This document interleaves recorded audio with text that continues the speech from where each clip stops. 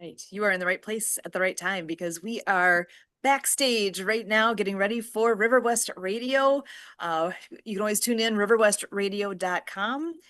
We've got just over 30 seconds here and we will be live on the radio with Ability MKE Now. So please stand by. Oh, and you don't want to miss our guest tonight. It's going to be awesome.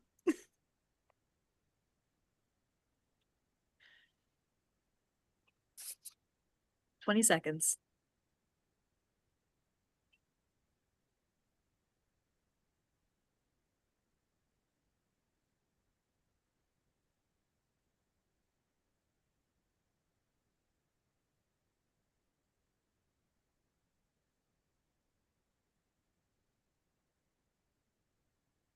Welcome to Ability MKE Now. My name is Sue Roskoff. Ability MKE Now is a show all about integration, bringing people with disabilities and people that don't have a disability together, enjoying life here in the Milwaukee area. We all have different abilities, and here at Ability MKE Now, we dive into this topic of diverse abilities. The concept of disability hits a wide range of possibilities. We could be talking about physical or mental disabilities, the deaf and hard of hearing community, blindness, chronic pain, mental health diagnosis, goals of substance use reduction, and the list goes on. We all have our own experience with disability, whether it's our own, with people we know, or with people we encounter in our everyday lives. Here at Ability MKE Now, we break down the barriers and celebrate the ability in all of us. Joining us today as my co-host is Michael Martin Hummel. Michael is a writer, speaker, and podcaster who works to bridge the gap between disabled and able-bodied people. And Michael, I'm so glad to have you here. How are you? I'm good. Thanks for having me. It was good to see you as always. So I know you had a big event recently. You want to give us a quick recap? A few days ago, I had an event. It was supposed to be 10 speakers, but two of them couldn't make it, so it was eight. So it was still the biggest event we'd ever had. I and next month is going to be our biggest one. We have 20 speakers that I'm going to be putting on for next month. And what is that theme next month? The theme is caregiving. Caregiving. I love it. And stories of diversity is what it's all about with that theme of caregivers. We will definitely be staying tuned to hear more as those plans progress. I'm excited to hear all the who you're all bringing in. That's going to be an amazing event. Yes, it'll be pretty fun. Excellent. Well, I am excited to introduce our speaker this evening, our guest. Our Oh my gosh, this you're gonna enjoy this. I got to meet Norberto just last weekend and had just the best conversation. Troncoso is an international speaker, communication strategist, and public speaking performance coach who helps leaders, educators, and organizations unlock clarity, confidence, and momentum in times of transformation. Drawing from over a decade of experience in speech and debate, theater, and youth leadership development, he has coached thousands of emerging communicators to express their ideas with purpose using his signature power framework. A Bronx native and former teacher, Norberto now partners with schools, nonprofits, and mission-driven teams across the United States and abroad to strengthen storytelling, elevate team communication, and cultivate cultures where people feel safe to speak, lead, and innovate. His work centers on the belief that courageous communication is the engine of transformation, the spark that moves people, ideas, and organizations forward. Norberto, I am so excited to have you joining us tonight. How are you? I'm doing well, Sue. I'm very glad to be with you and Michael. Excellent. Well, do you want to just dive in just a little bit more about with your background and all the wonderful things you're doing with helping with coaching and you've got a lot that you've got your hands in the midst of here with the speaking you do, and I'm excited to hear more about it all. No, of course. I'm just thankful to lead the change and just be a part of it. I think it all started a long time ago when I had just the very big issue, very big cardinal problem of being quiet, being introverted, being to myself. Like I didn't want to look at people and someone saw me. Someone saw me and said, "No, I think that you could do this thing." And here I am 20 years later. I've been blessed to be able to connect with kids and students around the country and even with educators and team leaders and really say that, you are seen. You are understood, you are heard, you are cared for, and not only that, you have this potential. We have got to get you from A to Z and be your best self. So it's been something great that I've been involved with and I've been leading the charge on. And also, I just love empowering people. So it's just a great thing to do. Wonderful. And I know there was a mention here of power framework. Do you want to share a bit about what that is?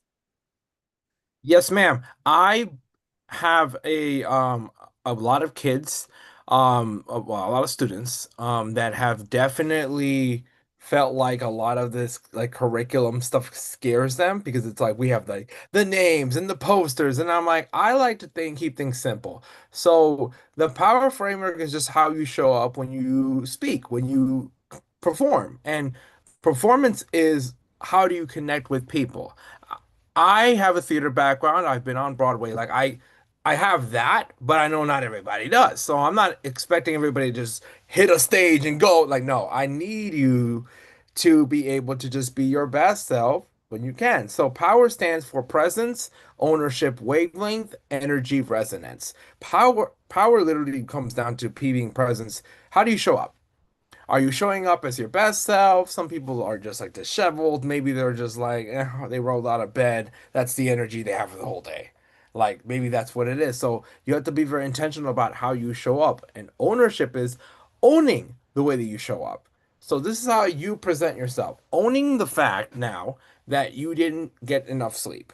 You didn't eat breakfast, which can be a hamper on your performance when it comes to, for teams, you have that big presentation. Your boss needs to talk to you about X, Y, Z. You are going to be terrible because you didn't have that sandwich. You didn't have your avocado toast. You didn't have, like, from where I'm from, like, you don't have a bacon, egg, and cheese. Like, you weren't ready.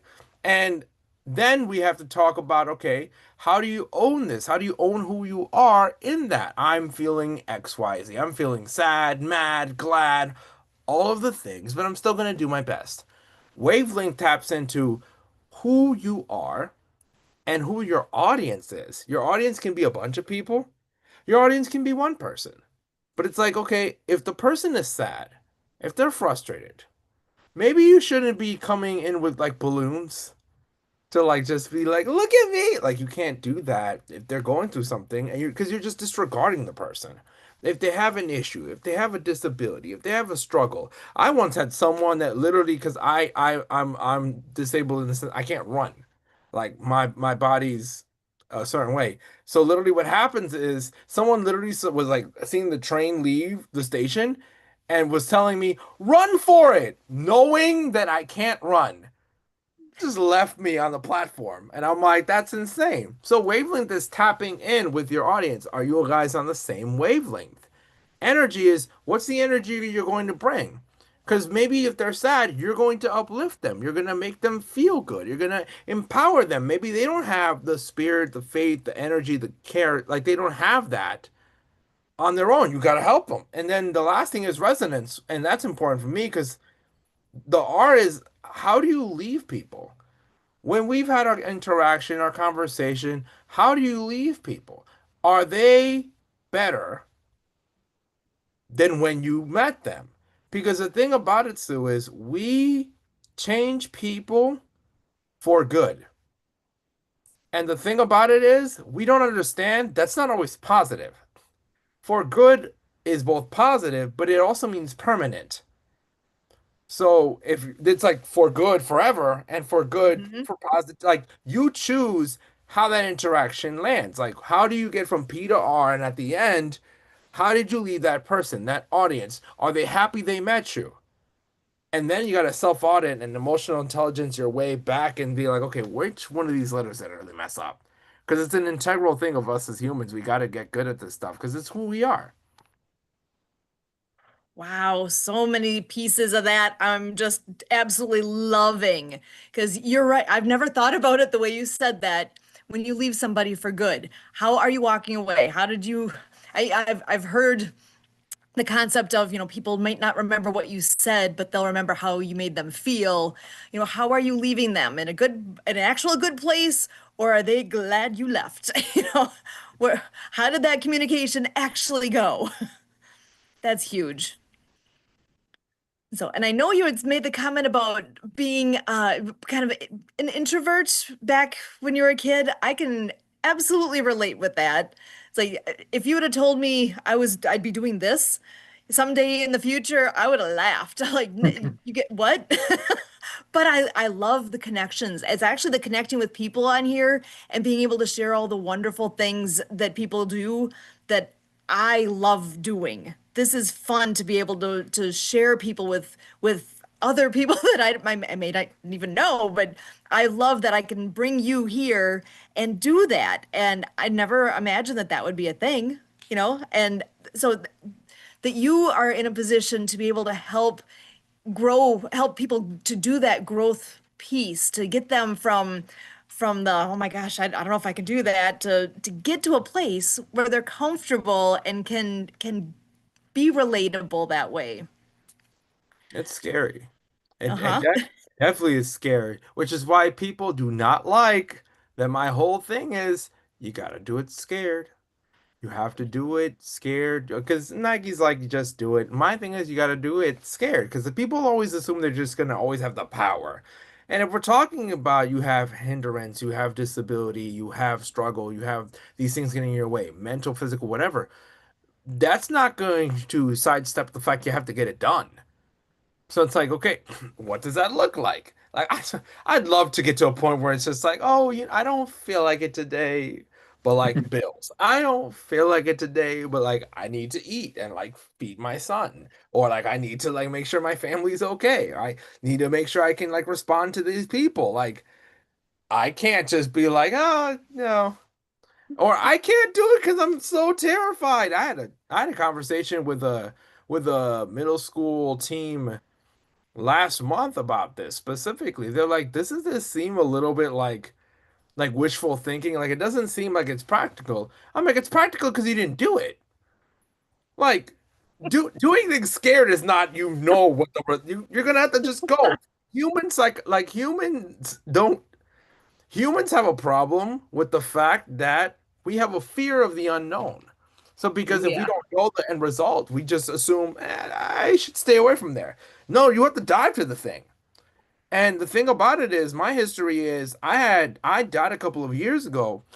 I had brain cancer and I was clinically dead for 11 minutes. And to think about like what does the unknown look like? That was not an incident. That was not an issue that I had even thought was possible a day or two before it happened. I just thought I had migraines and it Right. translated into something insane. So I think about the fact that for me, people need to seize the day and people need to do it scared. And what does that look like? Just do it. Just do it. I mean, worst case scenario, it's something you probably can just pivot later. But again, regret is born out of you reframing from doing things. So it's up to you. I mean, if you're the type of person that you go 10, 20, 30 years and realize, man, if only I did that, my trajectory would have changed forever. It can be as simple and micro as like an assignment you didn't turn in that you should have, but it could be something big. Maybe it was the person that got away. Maybe it was a health treatment you delayed. Maybe you don't know. So the only thing you can do is whatever you know you have to get done, you have to do it. Mm. Have you ever read the book Feel the Fear and Do It Anyway? I'm sorry? Have you ever read the book Feel the Fear and Do It Anyway? Feel No. the fear. Ooh, I'm not familiar with that one. It's a good book. It's a good book. Feel the fear and do it anyway. Because the way you had said that with do it scared, because I think people think they're supposed to just know all the things, right? We're just supposed to know how to do whatever it is. I know I work with students at my job, and I tell them day one, I'm like, I'm expecting you coming in here knowing nothing. You might know lots of things about what we're doing, but we're starting at square one and training you so that you know what to do. And it's always good to ask questions. You're always able, I don't care if you ask me 5 times. Keep asking. It's okay. We want to make sure you know what you're doing. And trying to make that safe space for people to be comfortable to come forward and to be able to ask questions or get whatever it is that they need. I've found that to be so vital to be able to make sure that people are staying in the right lane, really, to be safe with what they're doing and to be doing it correctly, because what we're actually doing needs to be done the right way, or our labs don't work. So, So that's it. That's invaluable because I mean, the first when I used to teach in for high school specifically, they did not like me day one because oh, really? I it was hilarious because literally what happened was so I used to teach theater and I also used to coach speech and debate. So I did that for about a decade. I started doing it more concretely in high schools in the last couple of years. And the one assignment, and I became infamous for it, was I had something called Lesson Zero. So everyone, when they're planning their curriculums, they got to put Lesson One, Module Unit One, and I remember I made the argument. I'm like, I'm not gonna start with Lesson One, guys. I'm not like day one. I'm like, hey guys, before we get started, right? I'm gonna just give you an accusations audit and say this is gonna suck. I know you're gonna feel a certain type of way. I know you're gonna be fearful. I know you're gonna hide under that chair right there, and you're gonna be like, "Don't you dare pick me." I'm like, "I'm gonna pick you because I know what you're capable of. I don't. I'm not concerned with where you come from, what you're dealing with, because it's a mindset hindrance." So this is what I would say, right? I would say that you can lock in on this assignment. The assignment was called Lesson Zero because I literally had them. I'm like, we're going to do a public speaking exercise because you need this in all your life. So, what it is get to the front of the room and I want you to say, hi, my name is blank. It's very nice to meet you. Let's have a good year. And I'm like, I'm going to make this a test grade. If you can do this on your first try correctly, you pass. You get an A. I'll give you 100%. You don't have to do anything for the rest of the week, and it's Tuesday. And then I had a kid that was like, "What? Bad? That's." He ran up there, and he's just like, "Yo, my name is Nick." I went, "Bam." I'm like, I don't have a buzzer, guys. I'm just gonna have to do like a sound. So he's looking at me like, I didn't even finish. I'm like, sit down. But sit down. I'm like, hi guys, welcome to the theater, speech and debate. So what's gonna happen is what happens is I look at that and I told them, I'm like, let's look at this. I need to look at your red triggers, your red flags. So what are the things? Your posture, when you stand, your eye contact. Who are you looking at? You keep looking at people above their heads to their cheeks. Obviously, we haven't done a lesson on that yet, but it's a conversation we have to have. I'm just saying, I have to note your red flags. I wouldn't be a good educator if I didn't like analyze how you were doing. Your emotional intelligence also. We're not your broskies, we're your peers. So you can't do that. And also, why are your hands like near your crotch or like in the bottom of the, like above your waist? I would say, how do you gesture? Do you take pauses? Do you didn't even breathe? Your face is red. Like, what are you doing, Nick? So when I see that, they're just like, okay, you're reading too much into this. I'm like, I have to.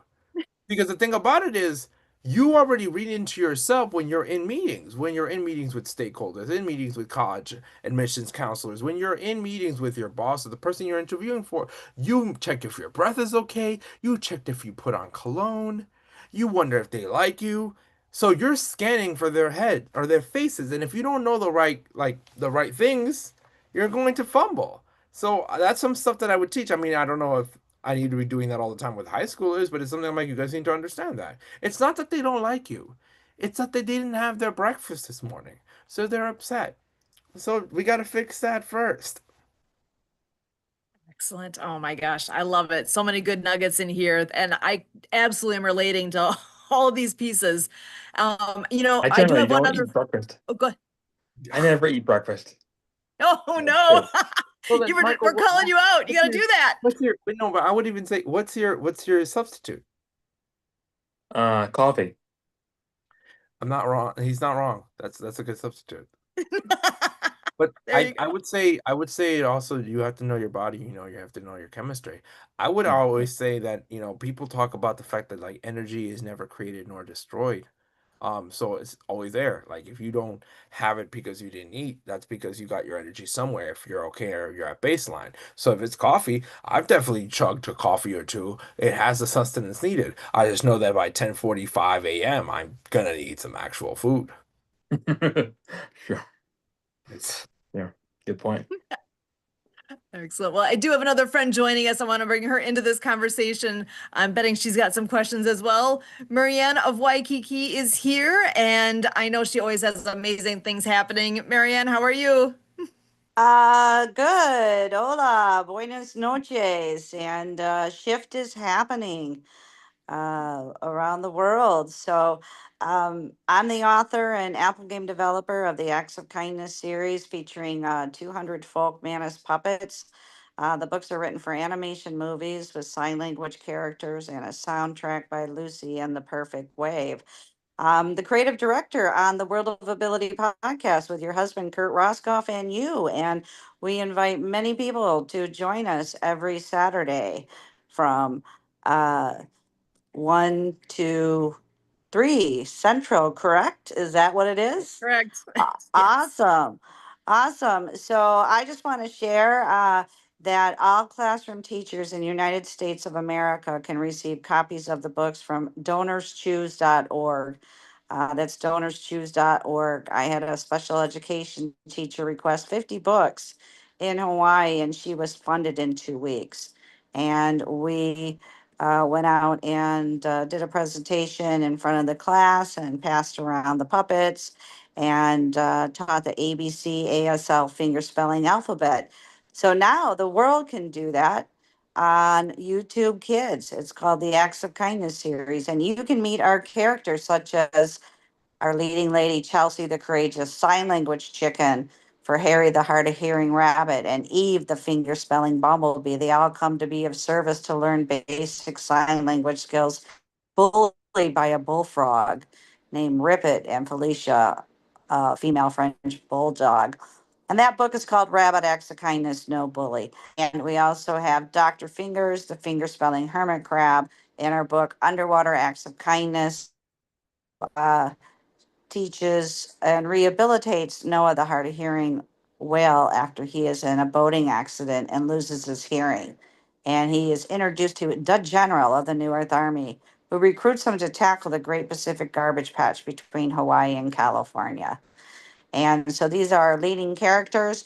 We also have Greta Gobble on the golf course because Thanksgiving is next week. And so we are so grateful for you hosting these shows weekly and getting the messages out there. You are the messenger and you are the good news. So go out and play as our tagline. Back to you, Sue Roscoff. Thank you so much. Mahalo. Marianne of Waikiki. Excellent. Thank you so much for being here.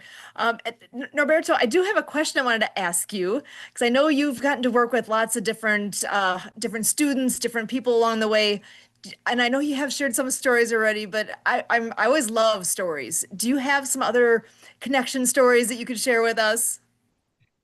Yes, it's funny. I had a student that was just convinced that this wasn't for him.